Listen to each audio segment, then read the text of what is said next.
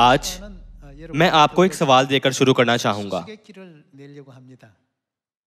آپ سب زمین کی تخلیق سے لے کر اب تک ایک ایسا آلہ ہے جس نے سب سے زیادہ لوگوں کو ہلاک کیا ہے۔ کوئی اندازہ لگائے گا؟ اگر آپ نے کہا کہ قدیم زمانے سے سب سے زیادہ لوگوں کو نقصان پہنچانے والا ہتھیار زبان ہے تو آپ نے صحیح جواب دیا۔ ایسا لگتا ہے کہ ہمارے سیون کے اراکین کے لیے کوئی ایسی پہیلی نہیں جس کا حل نہ ہو۔ چونکہ آپ کو خدا سے زیادہ حکمت ملی ہے تو آپ ہمیشہ جلدی جواب ڈھونڈ لیتے ہیں۔ بے شک یہ زبان ہے جس نے سب سے زیادہ لوگ ہلاک کیے ہیں۔ اس لیے ہمیں اپنی زبان سے بہت محتاط رہنا چاہیے۔ کیا ہمیں نہیں ہونا چاہیے؟ آسمانی باپ اور آسمانی ماں نے ہمیشہ ہمیں سکھایا ہے کہ ایسے الفاظ بولیں جن سے دوسروں کو فائدہ پہنچے اور مسلسل شکر گزاری کریں۔ اس لیے آج ہم کچھ وقت خدا کے کلام کا مطالعہ واضح عنوان آدمی جو کچھ بوتا ہے وہی کاٹے گا کے تحت کرنے میں گزارتے ہیں۔ اگر زبان سب سے زیادہ لوگوں کو مارتی ہے تو پھر کس چیز سے سب سے زیادہ لوگوں کو بچایا جا سکتا ہے؟ پھر سے یہ زبان ہوگی اگر اسے درست طور پر استعمال کیا جائے۔ کیا ایسا اظہار بیان نہیں ہے کہ کوئی چیز دو دھڑ تلوار بن سکتی ہے؟ چاقو جیسے آلے پر غور کریں۔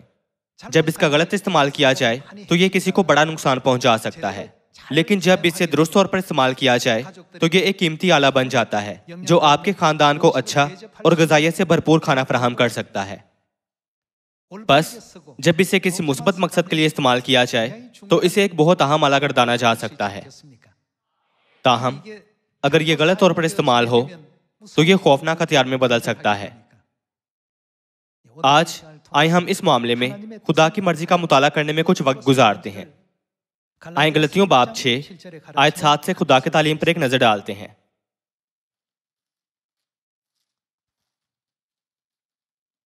فریب نہ کھاؤ، خدا ٹھٹوں میں نہیں اڑایا جاتا،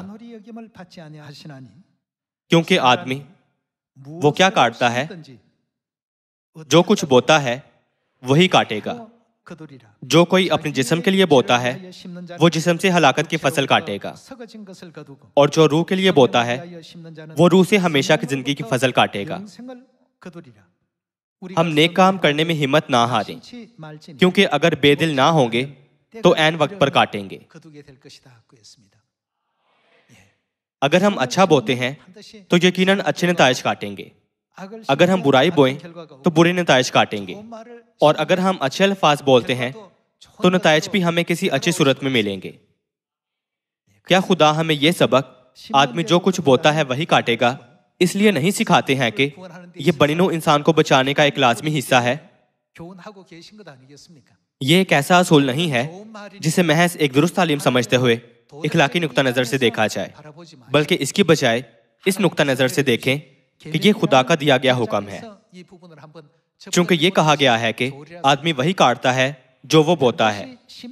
تو آج ہم اس تعلیم کے حوالے سے اپنا جائزہ لیں۔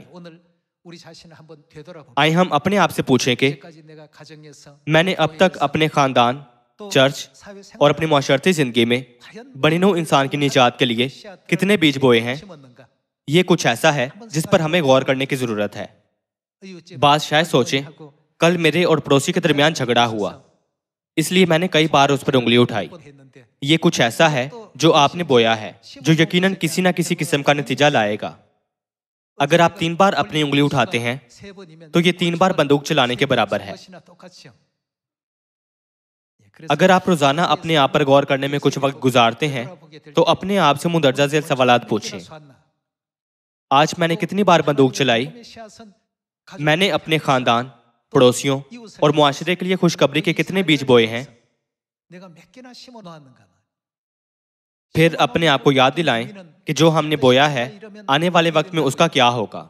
جو کچھ ہم نے بویا ہے ہم وہی کاٹیں گے۔ اس لیے خوشخبری صرف کتاب مقدس کے بعض ابواب اور آیات کے مواد کو جاننے کے بارے میں نہیں ہے، بلکہ خدا کے حکم تو اپنے پڑوسی سے اپنی مانند محبت رکھ کی پیروی کرتے ہوئے دوسروں سے زیادہ گہرائی سے محبت رکھنا ہے۔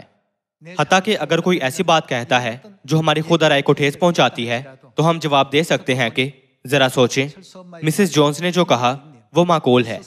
میں نے پہلے اپنے آپ کو ایسے نہیں دیکھا تھا، لیکن آج اس نے اس بات کی نشاندہی کی ہے تو میں اس میں بہتری لانے کی کوشش کروں گی۔ اگر ہم ایسا کرتے ہیں تو وہ شخص اور میں دونوں نجات پائیں گے۔ مجھے ایسا لگتا ہے کہ اپنی روزمرہ زندگی میں ہمیں ایسے کئی حالات کا سامنا کرنا پڑتا ہے۔ بے شک چرچ میں جو ہوتا ہے اس پر بھی یہی بات لاگو ہوتی ہے۔ میرا ماننا ہے کہ ہمیں چرچ کے اراکین میں بھی خوشی اور شکر گزاری کے بیج بونے کی مشق کرنے کی ضرورت ہے۔ آسمان کی بادشاہی کی راہ جس پر ہم چل رہے ہیں اسے اس راہ سے تشبیہ دی گئی ہے جس پر 3500 سال پہلے موسیٰ نے اسرائیلیوں کی رہنمائی ملک کنعان کی طرف کی تھی۔ اس راہ میں زیادہ تر اسرائیلی اپنے دشمنوں کی تلواروں، تیروں اور نیزوں کی نسبت اپنے ہی الفاظ کے باعث مر گئے تھے۔ یہ عکس آج بھی ہمارے لیے ایک سبق ہے۔ اگر ہم اپنے تیز زبان کو دانشمندی سے استعمال کریں تو ہم انسانیت کو بچا سکتے ہیں، لیکن اگر اس کا غلط استعمال کریں تو ہم بہت بڑا نقصان پہنچا سکتے ہیں۔ آج ایک بار پھر اس معاملے پر غور کرتے ہیں۔ ایک بار جب بیج بکھیر دیے جائیں تو پیچھے نہیں ہٹا جاتا، یہ اسی لمحے سے بو دیے جاتے ہیں۔ مہربانی سے یہ نہ سوچیں کہ محض کتاب مقدس کھولنے سے ہم خوشخبری کو انجام دے رہے ہیں۔ بے شک یہ خوشخبری کا حصہ ہے، لیکن جب ہم خدا کی تعلیمات کو اپنی روزمرہ زندگیوں میں عمل میں لاتے ہیں تو ہم خوشخبری کے بیج بو رہے ہوتے ہیں۔ اگر ہم سچائی میں خدا کے تمام تعلیمات پر عمل کرتے ہیں اور ان کرداروں کو نبھاتے ہیں جو ہمیں سونپے گئے ہیں تو کیا ہم سب آسمان پر نہیں جا سکتے؟ اگر خدا نے کہا کہ ایسا ہو سکتا ہے تو پھر ہم سب آسمان کی بادشاہی میں جا سکتے ہیں۔ بعض لوگ پوچھتے ہیں، میں اکثر سخت الفاظ بولتا ہوں، کیا میرے پاس اب بھی آسمان کی بادشاہی میں جانے کا موقع ہے؟ آج ہی سے اس کے بارے میں محتاط رہیں۔ بعض پوچھتے ہیں، میں ہر روز روحانی گولیاں چلاتا ہوں جس سے دوسروں کو تکلیف پہنچتی ہے، کیا میں آسمان پر جا سکتا ہوں؟ آج سے شروع کرتے ہوئے احتیاط کریں۔ آج سے شروع کرتے ہوئے آئیں ہم گولیوں کو خوشخبری کے بیجوں میں بدلیں۔ ہمیں دوسروں میں زندگی کے بہت سے خوبصورت بیج بونے چاہیے۔ ہم پہلے کرنتھیوں کی کتاب باب 10 آیت 1 کی طرف جاتے ہیں۔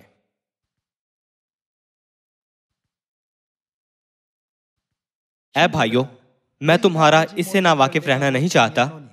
جب اس نے کہا میں نہیں چاہتا کہ تم اس حقیقت سے ناواقف رہو تو کیا اس کا مطلب یہ نہیں کہ ہمیں اس حقیقت کو جاننا چاہیے؟ کیونکہ اے بھائیوں اور بہنوں، آپ کو یہ جاننا چاہیے کہ ہمارے سب باپ دادا بادل کے نیچے تھے اور سب کے سب سمندر میں سے گزرے، اور سبھی نے اس بادل اور سمندر میں موسیٰ کا بپتسمہ لیا، اور سب نے ایک ہی روحانی خوراک کھائی اور سب نے ایک ہی روحانی پانی پیا، کیونکہ وہ اس روحانی چٹان میں سے پانی پیتے تھے جو ان کے ساتھ ساتھ چلتی تھی، اور وہ چٹان مسیح تھا۔ مگر ان میں اکثروں سے خدا راضی نہ ہوا۔ ضرور کوئی وجہ ہوگی کہ خدا ان سے راضی نہ ہوئے۔ آیت کے مطابق وہ کیا تھا جس سے خدا راضی نہ ہوئے؟ یہ ان کے الفاظ تھے جن کے باعث خدا نے ان سب کو ملک کنعان میں داخل ہونے سے منع کر دیا تھا۔ اگرچہ 12 جاسوس ملک کنعان کا حال دریافت کرنے کے لیے بھیجے گئے تھے، پر یہ صرف یشوا اور کالب تھے جنہوں نے خدا کی طرف کھڑے ہو کر ان کا کلام پہنچایا تھا۔ وہ نہایت اچھا ملک ہے۔ خدا ہمیں اس ملک میں لے جائیں گے جہاں دودھ اور شہد بہتا ہے۔ تم اس ملک کے لوگوں سے نہ ڈرو، کیونکہ وہ تو ہماری خوراک ہیں۔ ان کی پناہ ان کے سر پر سے جاتی رہی ہے اور ہمارے ساتھ خداوند ہے، سو ان کا خوف نہ کرو۔ چلو ہم ایک دم جا کر اس پر قبضہ کریں، کیونکہ ہم اس قابل ہیں کہ اس پر تصرف کر لیں۔ انہوں نے ایسی باتیں کہیں جن سے لوگوں کو طاقت ملی۔ تاہم دیگر 10 نے کیا کہا تھا؟ نہیں، تم نہیں سمجھتے کہ وہاں جتنے آدمی ہم نے دیکھے وہ سب بڑے قدآور ہیں، اور ہم تو اپنی ہی نگاہ میں ایسے تھے جیسے ٹڈے ہوتے ہیں، اور ایسے ہی ان کی نگاہ میں تھے۔ ہم اس لائق نہیں ہیں کہ ان لوگوں پر حملہ کریں اور ملک پر قبضہ کریں، یہ قطعی طور پر ناممکن ہے۔ اس طرح باقی جاسوسوں نے خوف کی گولیاں پھیلا دیں۔ لوگوں پر یہ باتیں مکمل طور پر اثر انداز ہوئیں۔ اس لیے خدا نے کہا تم میں سے کوئی بھی ملک کنعان میں داخل نہ ہوگا۔ آپ سب، بہت سے لوگ اپنے دشمنوں کے ہاتھوں مرنے کی نسبت اپنی زبان کے باعث مر گئے تھے۔ بیابان میں اسرائیلیوں کی تاریخ پر غور کریں تو وہ خدا کی نظر میں کیسے تھے؟ خدا ان سے راضی نہ ہوئے۔ دن کے اختتام پر سونے سے پہلے جب ہم دعا کرنے کو ہوتے ہیں تو ہم اکثر سوچتے ہیں کہ آج مجھے زیادہ نرم، حوصلہ افزا اور معاون الفاظ کہنے چاہیے تھے، मुझे ज्यादा सब्र करना चाहिए था, मुझे ज्यादा अच्छा होना चाहिए था, मुझे और हौसला अफजाई करनी चाहिए थी, मुझे ज्यादा बर्दाश्त करना चाहिए था ज्यादा है। ऐसी सोचों से भरा एक दिन गुजारने की बजाय हमें आज ही बाप और माँ की मर्जी के मुताबिक यहाँ वहाँ खुशखबरी के बीज बोने चाहिए। वो लोग जो खुदा बाप और खुदा माँ पर ईमान रखते हैं वाकई मुख्तलिफ हैं, वो आसमानी मखलूक की तरह लगते हैं। इन दिनों सयून में ऐसी बहुत सी खबरें आ रही हैं, हत्ता कि जिंदगी के बहुत से मुश्किल हालात में भी हमें हमेशा खुदा का कलाम सुनना चाहिए और खुश और शुक्रगुजार रहना चाहिए। क्या इस ज़मीन पर कोई ऐसा है जिसके पास किसी किस्म की मुसीबत या मुश्किल काम ना हो?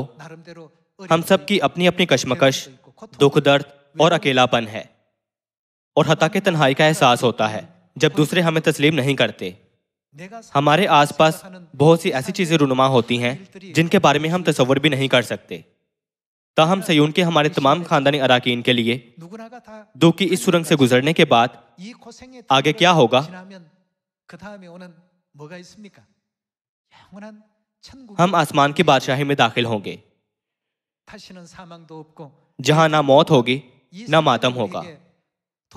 जब भी हम इस हकीकत के बारे में सोचते हैं तो हम बाइख्तियार और खुशी महसूस करते हैं और शुक्रगुजारी से भर जाते हैं। ऐसे हालात में जहां लोग हकारत से देखे जाते हैं, हर एक के अंदर भाप उबलती है।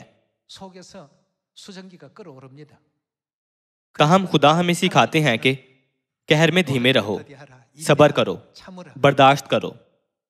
एक बार जब हमारे जज्बात हिलते हुए सोडा बोतल की तरह बाहर आते हैं तो वो उस वक्त से बेकाबू हो जाते हैं।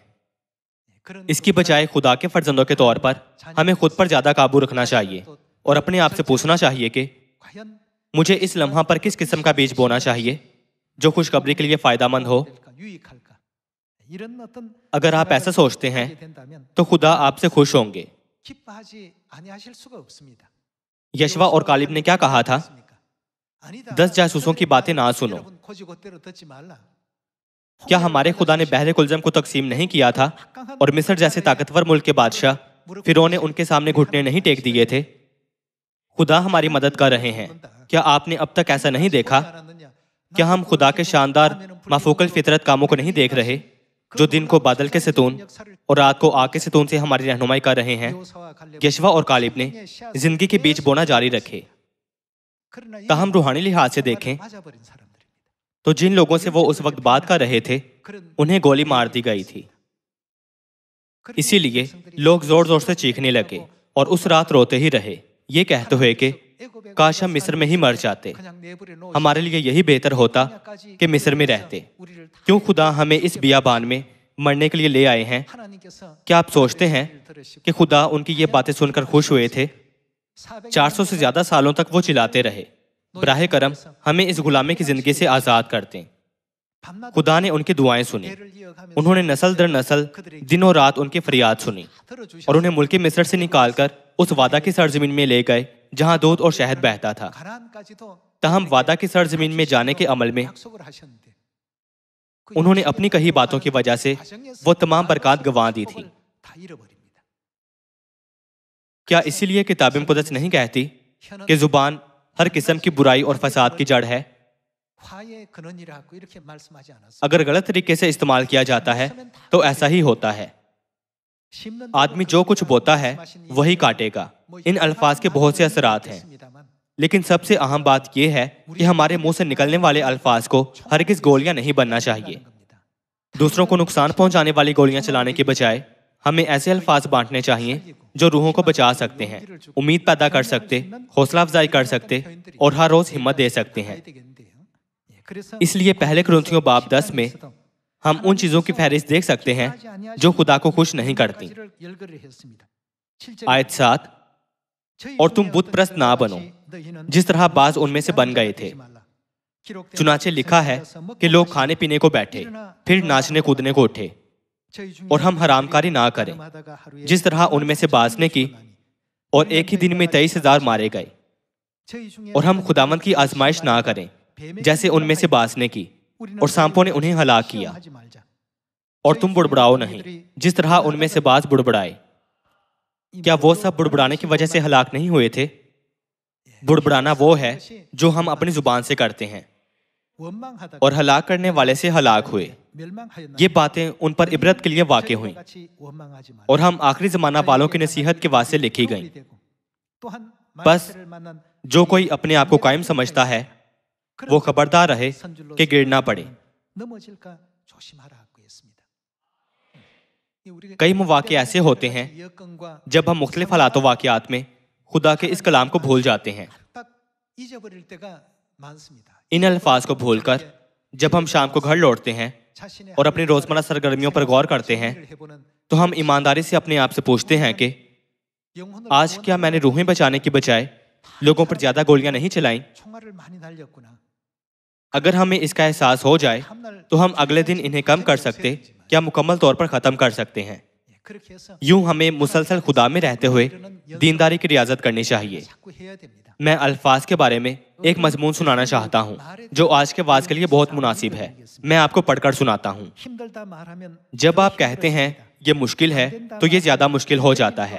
جب آپ کہتے ہیں کہ یہ ناممکن ہے تو ممکن چیزیں بھی ناممکن بن جاتی ہیں۔ جب آپ کہتے ہیں یہ مشکل ہے تو یہ مشکل ترین ہو جاتا ہے۔ جب آپ کہتے ہیں میں مر رہا ہوں تو صرف تکلیف دہ چیزیں رونما ہوتی ہیں۔ تاہم جب آپ کہتے ہیں کہ سب ٹھیک ہو جائے گا تو سب کچھ ٹھیک ہو جاتا ہے۔ جب آپ کہتے ہیں کہ میں خوش ہوں تو پرمسرت واقعات آپ کے سامنے آتے ہیں۔ ان حالات میں بھی فتح کی بات کریں جہاں شکست یقینی نظر آتی ہے۔ ایسے حالات میں بھی کثرت کی بات کریں جب آپ کے پاس واضح کمی ہو۔ جیسا آپ کہیں گے ویسا ہی ہوگا۔ اس کی وجہ یہ ہے کہ جو الفاظ آپ بولتے ہیں وہ آپ کی قسمت کا تعین کرتے ہیں۔ آپ سب کیا آپ اس سے متفق ہیں؟ وہ جو کہتے ہیں کہ میں یہ ہرگز نہیں کر سکتا وہ ہرگز کسی کام میں کامیاب نہیں ہوں گے۔ اگر ہم کہیں میں تھک گیا ہوں تو ہر کام بتدریج مشکل ہو جاتا ہے۔ ہماری خوشخبری پر بھی یہی لاگو ہوتا ہے۔ واہ، خوشخبری کو انجام دینا مجھے بہت پرجوش بناتا ہے۔ جب میں آسمان پر جاؤں گا تو میرا اجر کتنا بڑا ہوگا۔ کچھ لوگ بات کرتے ہیں کہ وہ کتنے تھکے ہوئے ہیں۔ دیگر ایسے بھی ہیں جو کہتے ہیں کہ وہ ہر روز کتنے خوش رہتے ہیں۔ کیا ہم باپ کے آنے کے دن کے نزدیک نہیں آ رہے ہیں؟ یہ کہا گیا ہے کہ جب ساری دنیا میں خوشخبری کی منادی کی جائے گی تب خاتمہ ہوگا۔ اس لیے ایسے کئی لوگ ہیں جو ہر روز خوشی سے کام کرتے ہیں۔ اس سے پہلے میں نے مختصراً یشوا کی کہانی سنائی تھی جس سے خدا نے وعدہ کیا تھا کہ میں تیری مدد کروں گا۔ ہماری خوشخبری میں کون مدد کر رہا ہے؟ آسمانی ماں نے کہا کیا آپ نہیں جانتے کہ یہ خدا کا کام ہے؟ اگر آپ خدا کی ہدایت کی پیروی کرتے ہیں تو خوشخبری کا کام یقیناً پورا ہوگا۔ یہ ہرگز ناکام نہیں ہوگا۔ آپ اتنا کیوں سوچتے ہیں کہ خوشخبری کا کام اتنا مشکل ہے کہ یہ نہیں ہوگا؟ نبوکت نظر بادشاہ کا معاملہ لیں۔ اس نے سوچا کہ وہی ملک پر سلطنت کر رہا ہے، لیکن کیا خدا نے 7 سالوں میں اسے سچائی سے روشناس نہیں کروایا تھا؟ حقیقت میں کائنات کی تمام چیزوں کا نظام کون چلاتا ہے؟ جب اسے یہ احساس ہو گیا کہ ہر چیز خدا کے اختیار میں ہے تو کیا خدا نے اس کے دل کو ایک آدمی کے دل میں تبدیل نہیں کیا تھا؟ یہی وجہ تھی کہ نبوکت نظر بادشاہ نے خدا کی تمجید کی تھی۔ سب چیزوں کا نظام خدا چلاتے ہیں جو خالق ہیں، جس میں قوموں کا عروج و زوال اور ساتھ ہی انسانی زندگی کا ہر پہلو شامل ہے۔ یوں کیا اسے معلوم نہیں ہوا کہ سب چیزوں میں خدا کی گہری اور پوشیدہ دوراندیشی موجود ہے؟ اس لیے یہ یاد رکھنا ضروری ہے کہ جب بنی اسرائیل 3500 سال پہلے ملک مصر سے نکلے تھے تو یشوا اور کالب کے سوا 20 برس یا اس سے زیادہ عمر کا کوئی بھی شخص ملک کنعان میں داخل نہیں ہو سکا تھا۔ ان کے داخل نہ ہونے کی بنیادی وجہ ان کے الفاظ تھے۔ ہم اسے ذہن میں رکھیں اور ہمیشہ روشن پہلو کو دیکھیں۔ کیا ہم فی الحال اس عمل میں نہیں ہیں جہاں خدا ہمیں آسمان کی بادشاہی کی طرف لے جا رہے ہیں جو سورج سے زیادہ روشن ہے؟ جیسا کہ ہم آسمان کی بادشاہی کا سفر جاری رکھتے ہیں تو ہمیں اس کی قدر کو سمجھنا چاہیے اور اپنی منزل کی قدر کا موازنہ ان مشکلات سے کریں جو ہمیں اس عمل کے دوران درپیش ہیں۔ ہمیں واقعی بہت شکر گزار ہونا چاہیے۔ تاہم اگر ہم صرف ان مشکلات، دکھوں اور عارضی تکلیفوں پر توجہ کریں جن سے ہم گزرتے ہیں تو المناک طور پر ہم آسمان کی بادشاہی کو دیکھنے سے محروم ہو جائیں گے۔ غور کریں کہ جب ہمارے اچھے کام ہمارے پڑوسیوں کو معلوم ہوتے ہیں تو وہ انہیں دوسرے پڑوسیوں کے ساتھ بانٹتے ہوئے کہیں گے کہ وہ خدا کی کلیسیا میں جاتے ہیں، کیا مجھے بھی اس کلیسیا میں نہیں جانا چاہیے؟ یہاں تک کہ اگر میں خدا کی کلیسیا کے 10 لوگوں سے بھی ملوں تو ان سب کی ایک جیسی فطرت ہے۔ وہ انہیں کیا سکھاتے ہیں جو ان سب کو اس طرح خوبصورت بناتا ہے؟ جب وہ آتے ہیں تو انہیں باپ کی تعلیمات پر فضل اور ماں کی تعلیمات خوبصورت لگتی ہیں۔ بھائیوں اور بہنوں، ہر وہ کام جو ہم اپنی روزمرہ زندگیوں میں کرتے ہیں وہ بھی خوشخبری کا حصہ ہے۔ اگر آپ اپنے دلوں پر خاص کام کو کندہ کریں یہ سوچتے ہوئے کہ میں اب خوشخبری کی منادی کر رہا ہوں، حتیٰ کہ جب آپ گھر پر سادہ یخنی بنا رہے ہوں تو آپ اسے خوشخبری کے لیے دل سے بنا سکیں گے، تو پھر جو کچھ آپ بوتے ہیں خدا اس کا کیسے جواب دیں گے؟ خدا نے کہا کہ تم یقیناً وہی کاٹو گے جو تم بوتے ہو۔ شاید ایک شوہر طعام کھانے جائے اور ظہرانے کے لیے یخنی منگوائے اور اس سے بہت نمکین اور بد ذائقہ اس کی نسبت پائے جو اس کی بیوی گھر پر بناتی ہے۔ شاید وہ سوچے آج جب میں کام ختم کرتا ہوں تو مجھے چاہیے کہ پھول خریدوں اور کم از کم اپنی بیوی سے شکریہ کا اظہار کروں۔ شاید وہ اپنی بیوی سے کہے مجھے معاف کر دو کیونکہ میں سارا وقت کتنی لاپرواہی سے تمہارے ساتھ پیش آیا تھا، مجھے وہاں ضرور جانا چاہیے جہاں تم جاتی ہو۔ اور اس عزم کے ساتھ وہ بالآخر چرچ کا دورہ کر سکتا ہے، بپتسمہ لے سکتا ہے اور سچائی کو قبول کر سکتا ہے۔ آپ سب، آپ اپنی گھریلو زندگی، اپنے پڑوسیوں کے ساتھ اپنی زندگی اور اپنی معاشرتی زندگی کو کیا سمجھتے ہیں؟ اگرچہ یہ کوئی معمولی بات لگتی ہے پر یہ سب خوشخبری کا حصہ ہے جس پر ہمیں عمل کرنا چاہیے۔ بس ہمیں ذہن میں رکھنا چاہیے کہ اس لمحہ پر کیا میں گولی چلاؤں یا خوشخبری کا بیج بوؤں، چونکہ یہ کام ہمیں ہر لمحے دیا جاتا ہے۔ اس لیے اگر ہم ہر وقت خدا کو ذہن میں رکھتے ہوئے یشوا اور کالب کی طرح کام کریں تو ہم یقیناً مثبت نتائج دیکھیں گے، یعنی خدا ہمیں ہرگز بے پھل نہیں ہونے دیں گے۔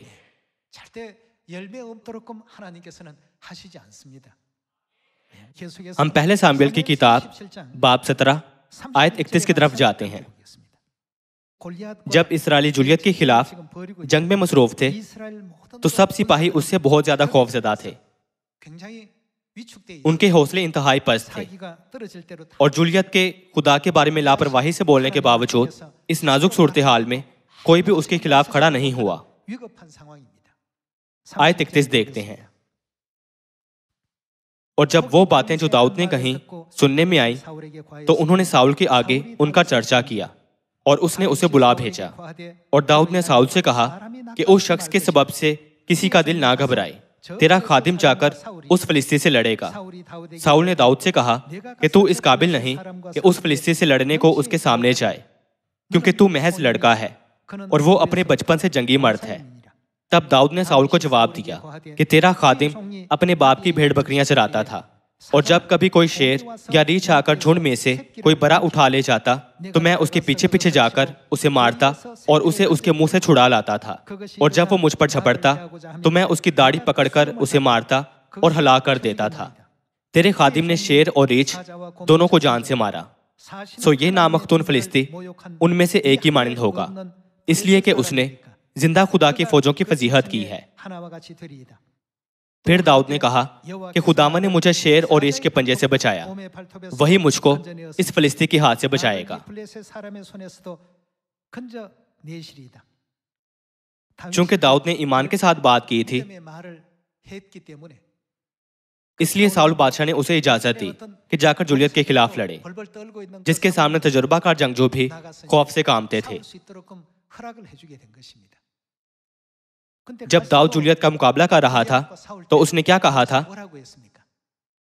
اس نے اپنے بارے میں یہ کہتے ہوئے فخر نہیں کیا کہ میری فلاخن شاندار ہے، میں برسوں سے یہ کر رہا ہوں، میں یقیناً تم جیسے شخص کو شکست دے سکتا ہوں۔ اس کی بجائے اس نے کہا تو تلوار، بھالا اور برچھی لیے ہوئے میرے پاس آتا ہے، پر میں رب الفاج کے نام سے تیرے پاس آتا ہوں، اس یقین کے ساتھ کہ وہ میری حفاظت کریں گے اور مجھے فتح بخشیں گے۔ تو تلوار، بھالا اور برچھی لیے ہوئے میرے پاس آتا ہے، پر میں رب الفاج کے نام سے تیرے پاس آتا ہوں۔ یہ کہہ کر اس نے ایک پتھر اس کی پیشانی پر مارا۔ اس پتھر کا زاویہ بگڑ سکتا تھا اور مڑ کر کہیں اور جا سکتا تھا، لیکن فرشتوں نے اسے سیدھا اس کی پیشانی پر مارا۔ کیا خدا نے اسے یقینی نہیں بنایا تھا کہ پتھر بالکل اسی جگہ لگے جہاں اس نے مارا تھا؟ اس کے علاوہ جب یشوا نے یہ کہتے ہوئے بیج بویا تھا کہ وہ تو ہماری خوراک ہیں، تو اس کے نتیجے میں واقعی یریحو کے سب باشندے اس کی خوراک بن گئے تھے، کیا نہیں بنے تھے؟ داؤد نے کہا، میں رب الفاج کے نام سے تیرے پاس آتا ہوں۔ یوں خدا اور جولیت کے درمیان تصادم کی راہ ہموار ہو گئی تھی۔ یہ داؤد نہیں تھا جو باہر گیا اور جیتا تھا۔ اس جنگ میں کون جیت سکتا تھا؟ اس نے یہ نہیں کہا تھا کہ میں داؤد تیرے مقابلے میں آتا ہوں، بلکہ کہا میں رب الفاج کے نام سے تیرے پاس آتا ہوں۔ خدا کی نظر میں اس نوجوان لڑکے نے خدا کو کتنا خوش کیا ہوگا۔ ایسی صورتحال میں جہاں تجربہ کار جنگجو اور جرنیل بھی جنہیں جنگ سے سخت ہو جانا چاہیے تھا اس قدر خوف زدہ تھے کہ وہ کھسک نہیں سکتے تھے، اور جہاں جسمانی قد کاٹ ہو یا جنگی تجربہ ہر لحاظ سے کمی تھی، یہ داؤد کے ایمان کے الفاظ تھے جن سے خدا خوش ہوئے اور متاثر ہوئے تھے۔ چونکہ جولیت بھی خدا کی تخلیق تھا، اس لیے وہ ہرگز خدا کی مطلق طاقت کا مقابلہ نہیں کر سکتا تھا۔ آخر کار اس ایک بیان سے اسرائیل کو اس وقت کی مصیبت سے بچایا گیا اور ایسا شاندار نتیجہ سامنے آیا۔ رومیوں کی کتاب باب 15 میں خدا نے ہمیں سکھایا کہ کیونکہ جتنی باتیں پہلے لکھی گئیں وہ ہماری تعلیم کے لیے لکھی گئیں۔ ان تاریخی واقعات کو دیکھتے ہوئے ہمیں دانشمندانہ انتخاب کرنا چاہیے کہ آیا ہم خوشخبری کے بیج بوئیں گے یا انسانیت کو ہلاک کرنے والی گولیاں چلائیں گے؟ کیا ہمیں مسلسل اس حقیقت پر غور نہیں کرنا چاہیے کہ ہمارے لمحہ بھر کے انتخابات ابدیت پر کیسے اثر انداز ہو سکتے ہیں؟ آئے متی کی کتاب باب 12 سے جاری رکھتے ہیں۔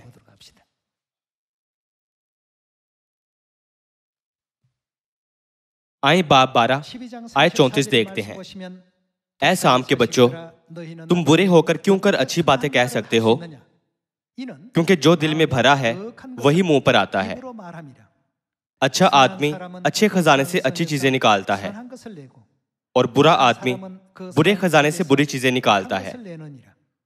اور میں تم سے کہتا ہوں کہ جو نکمی بات لوگ کہیں گے عدالت کے دن اس کا حساب دیں گے، کیونکہ تو اپنی باتوں کے سبب سے راست باز ٹھہرایا جائے گا اور اپنی باتوں کے سبب سے قصوروار ٹھہرایا جائے گا۔ ہمیں یہاں لکھے الفاظ کے ساتھ کیا کرنا چاہیے؟ خدا کے فضل سے خوشخبری کی منادی ساری دنیا میں یعنی سامریہ اور زمین کی انتہا تک ہو رہی ہے، تو پھر ہمیں بھی اب سے اس عدالت کے لیے تیاری کرنے کی ضرورت ہے۔ اسرائیلیوں نے مصر پر آنے والی 10 آفتوں کو اور خدا کی قوت کو دیکھا اور بحر کلزم کے معجزے کا بھی تجربہ کیا تھا۔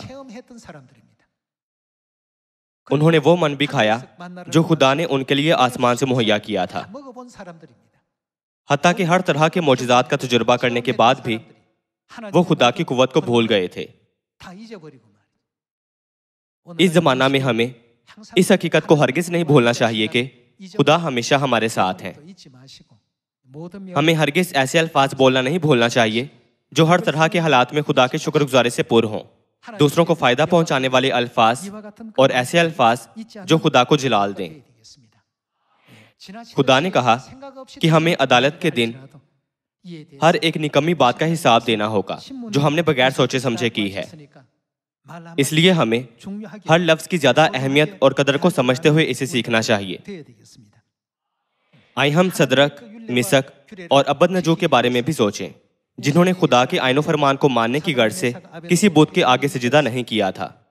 آگ کی بھٹی کے سامنے جسے معمول سے 7 گنا زیادہ گرم کیا گیا تھا، انہوں نے کہا، اے بادشاہ، ہم سونے کی اس مورت کو سجدہ نہیں کریں گے جسے آپ نے نصب کیا ہے، حتیٰ کہ اگر اس کی وجہ سے ہم مر بھی جائیں تو بھی ہم ایسا نہیں کریں گے۔